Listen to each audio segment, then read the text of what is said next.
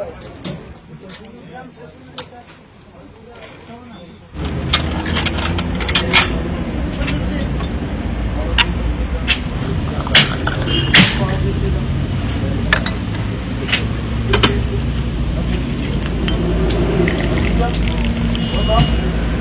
إدريس حميد برادوستي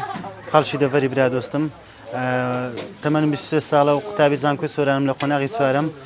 فاکەڵتی ئادا بەشی زمانی کوردی سەرەتا لە سەرەتاکانی ساڵی 2023 تقریبا فکرەیەکم لۆ هات ویستم چایخانەیەکی کولتوری لە سانتەری ناحیەی برادۆست بکەمەوە کە ئەو کاتی هێشتا ناحیە بوو دوایە بووە قەزاش.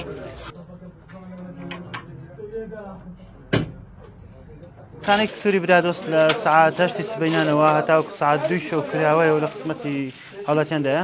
ڕۆژانە گەنج و پیرەمێردی زۆر ڕوودێرە کە لێرە خڕابنەوە کاتی خۆش بەسەرە بن.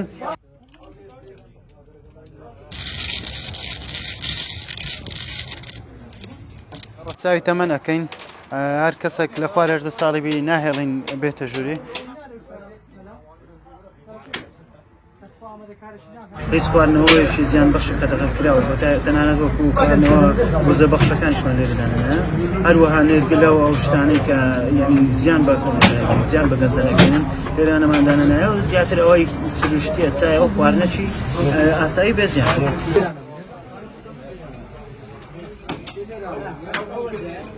لێرە هەیە وەکو گەمە و یاریکردنەکان ئۆکەیە دۆمینەیە کۆنکانە دامەیە ئەو گەوانەی کە زیاتر لە ناو کۆمەلگای مەباون و زیاتر گەنجان حەزیان لێ هەتاکو پیرەمێردیان شەکەن. هەروەها بێزگە لەویش لە خواردنەکان ئەگەر بڵین سامان هەیە نیسکافە و قاوە و کابۆچین و شیر و ئەو شتانە لە گەرمەمەنیەکان.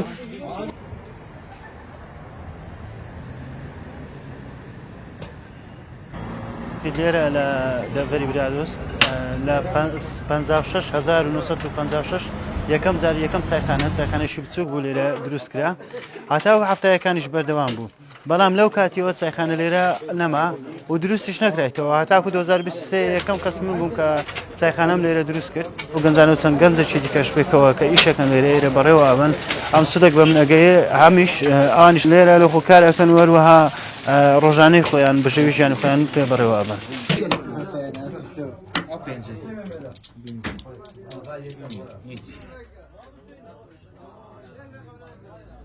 داوا لە گەنجانەکەم کە لە ئیشکردن و لە کار و کەسابەت نەترسن ئیشی سەر بە خۆدا بنێن و داهاتی خۆی بەخۆی پێیا بکە نەک چاوی لە دەستی حکوومەت بی معاش بدە نەک چاوی لە دەستی دایک و بابی پارەی بدەنێ بەڵکو بەخۆی بەشێوی ژیانی خۆ چونکە گەنجایەتی یانی تەمەنی ئیشکردن و کار و کەسابەت و پەیاکردنی پارە.